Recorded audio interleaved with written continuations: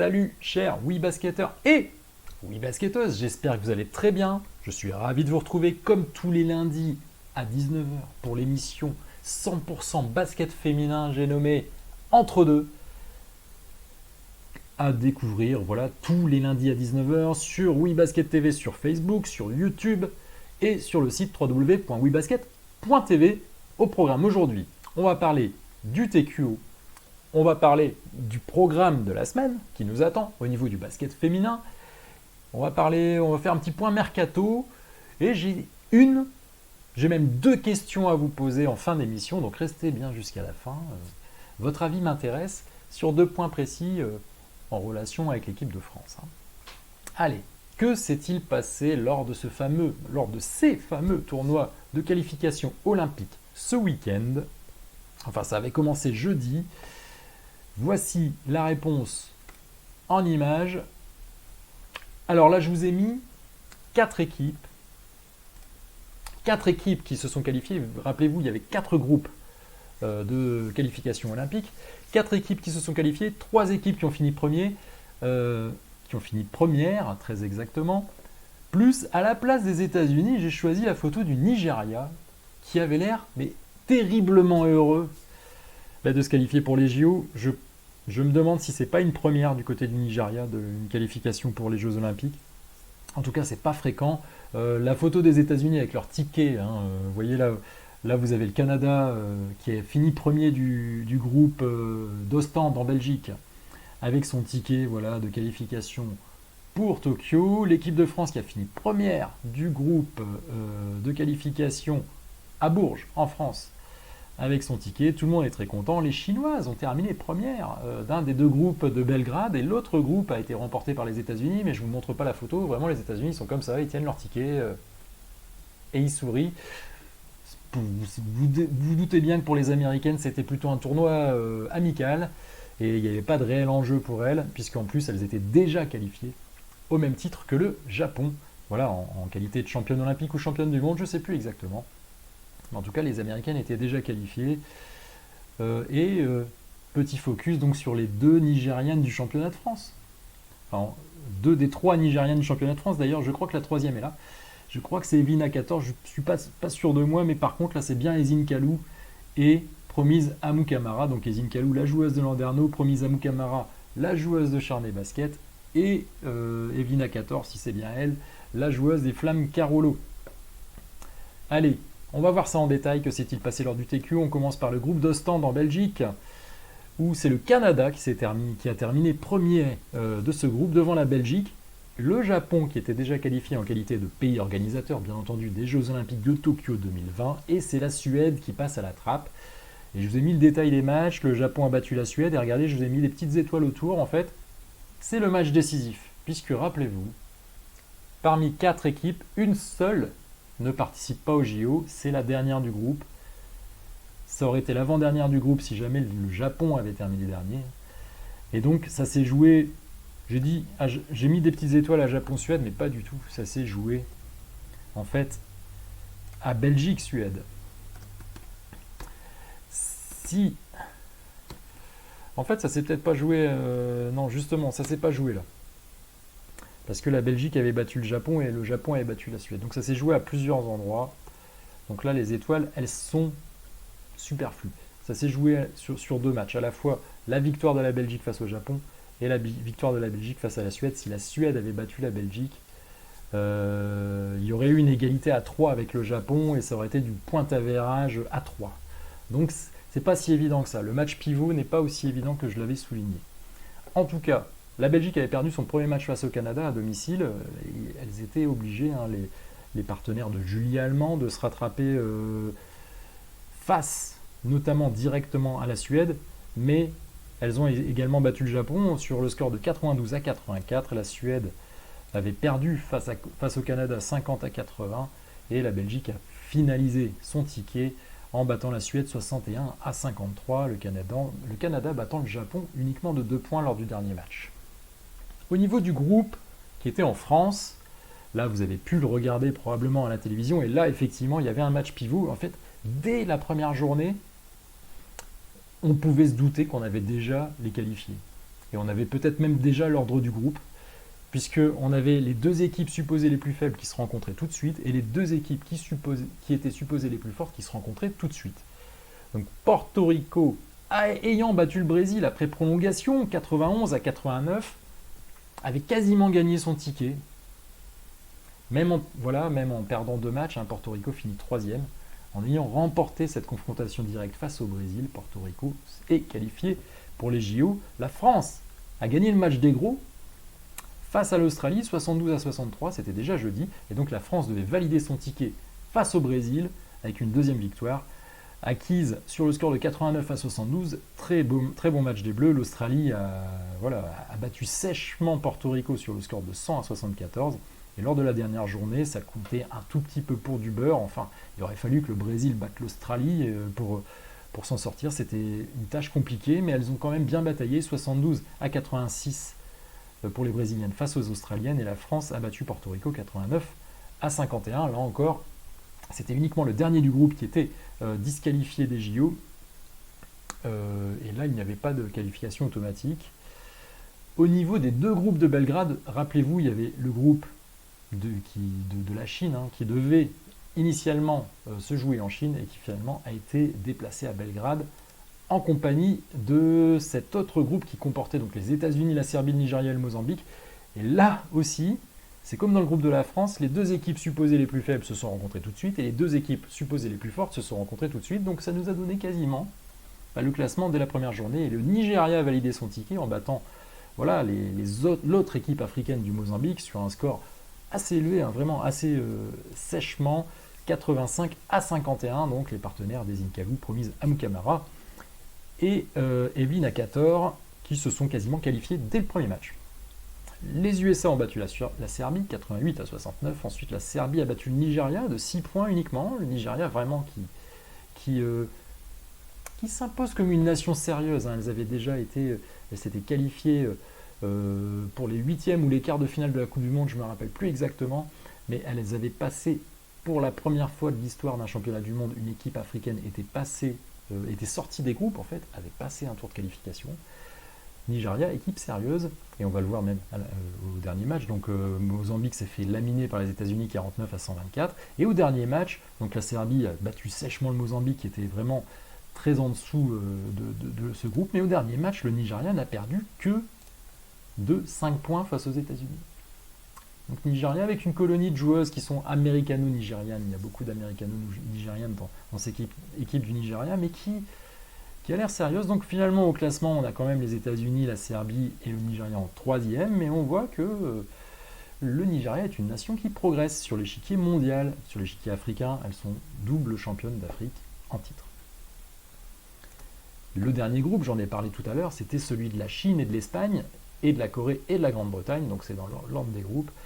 Et là, vous voyez le match pivot, c'était plutôt la deuxième journée entre la Grande-Bretagne et la Corée, les deux équipes les plus faibles, qui se sont avérées les plus faibles du groupe.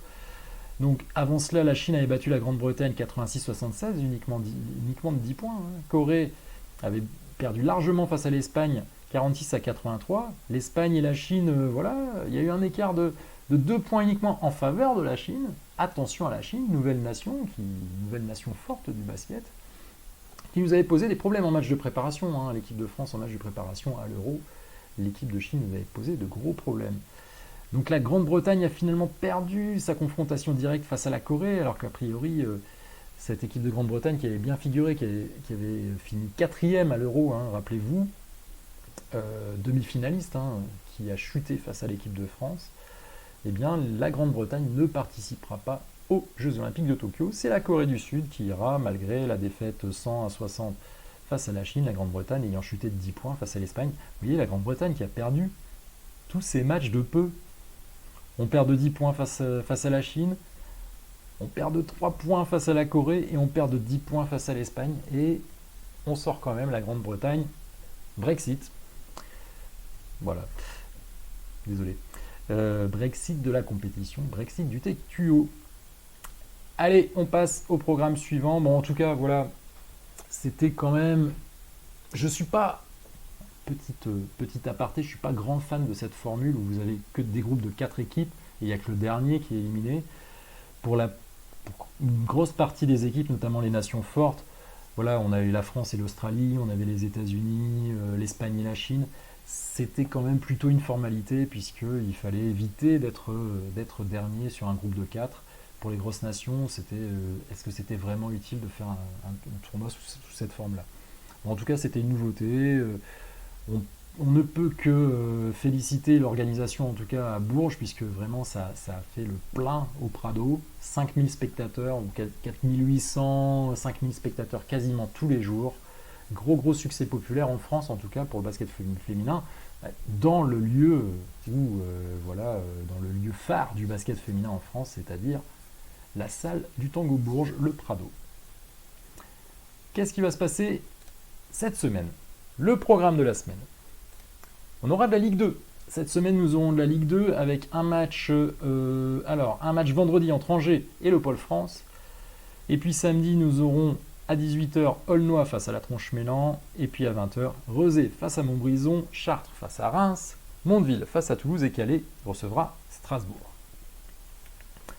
Également ce week-end, il y aura les quarts de finale de Coupe de France. Et là, ça concerne 8 équipes de Ligue féminine de basket. Nous aurons alors samedi, c'est 2 plateaux, je vous le rappelle, 2 plateaux, quart et demi-finale en un week-end, le samedi et le dimanche. L'un d'entre eux se situera à Clermont-Ferrand au gymnase Honoré et Jean Fleury, et l'autre aura lieu à Vannes au centre sportif de Kercado. À Clermont-Ferrand, nous aurons en demi-finale à 17h Toulouse face à Bourges, Toulouse équipe de LF2. Toulouse était prévu pour jouer le match face à Mondeville.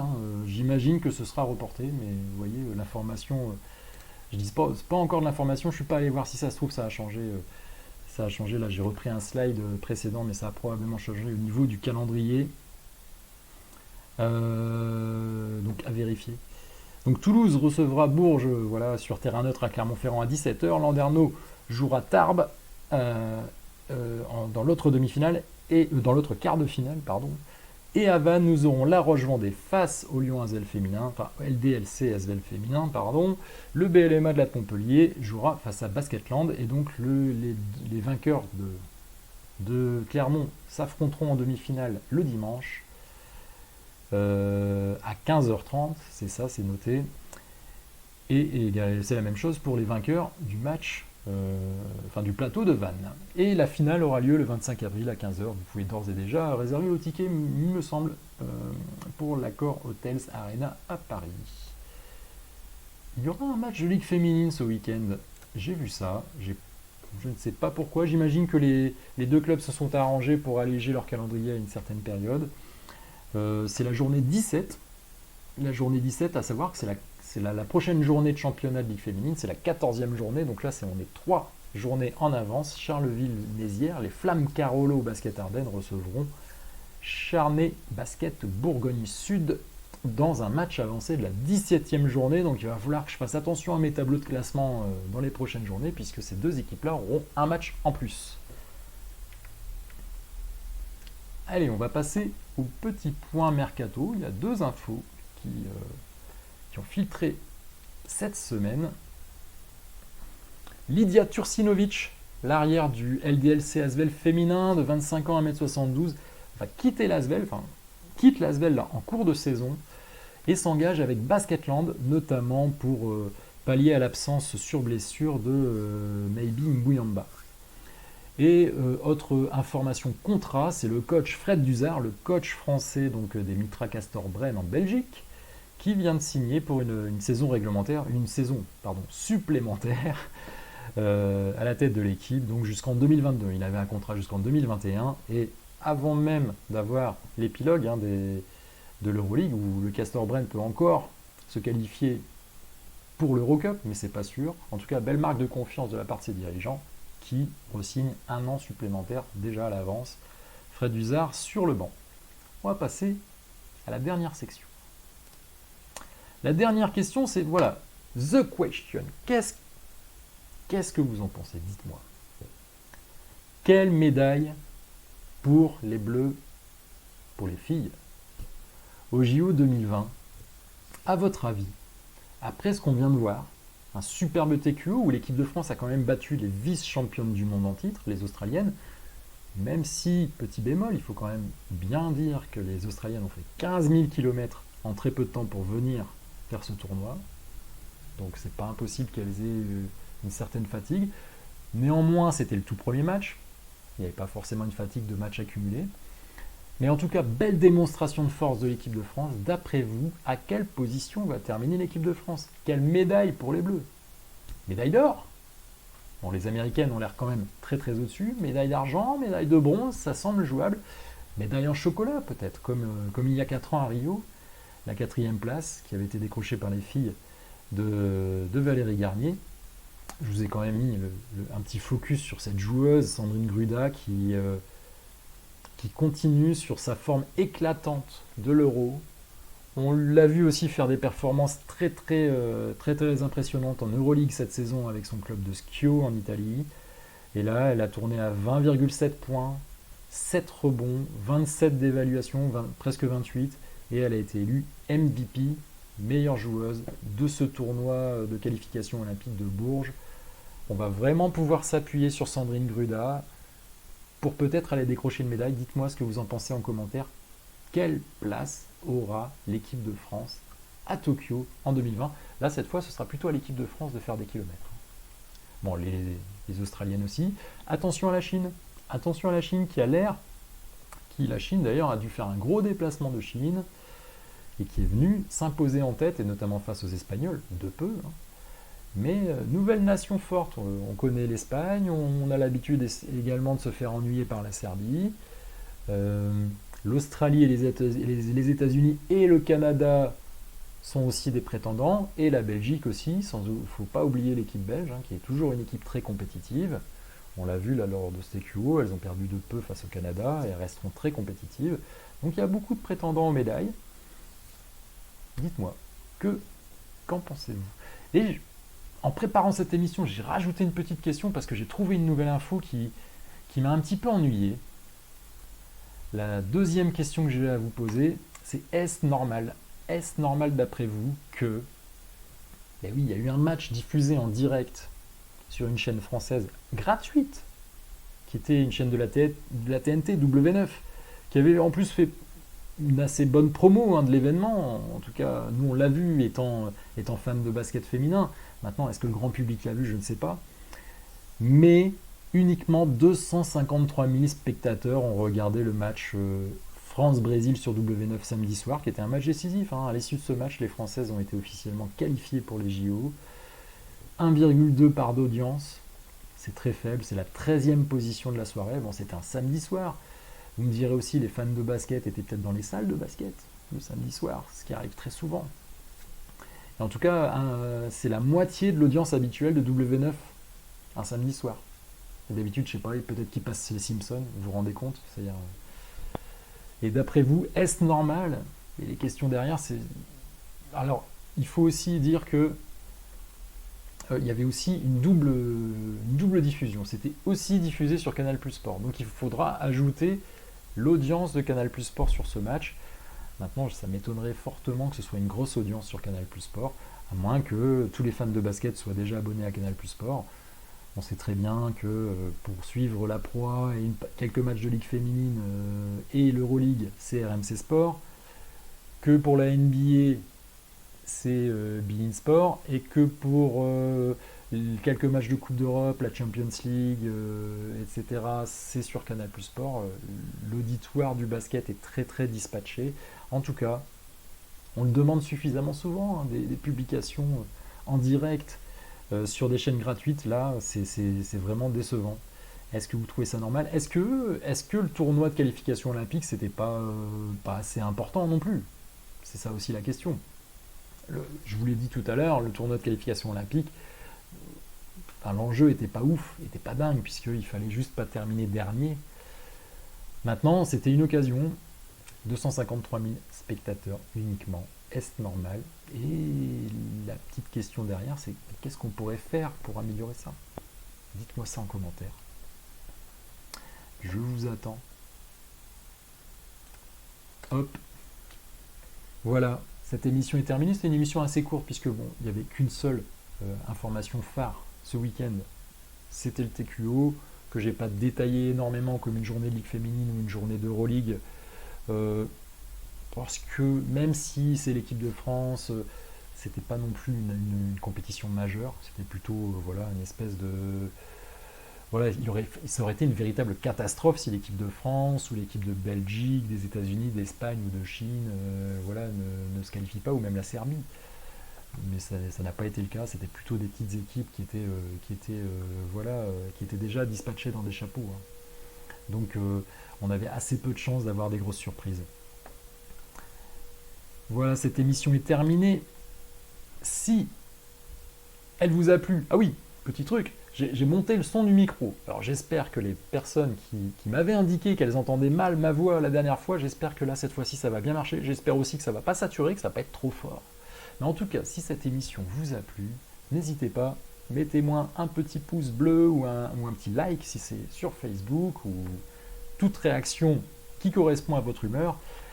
Abonnez-vous si ce n'est déjà fait, partagez la vidéo, commentez. Je vous ai posé 2 questions, donnez-moi votre avis dans les commentaires. Voilà, je vous souhaite une excellente semaine de basket, je vous dis à très bientôt.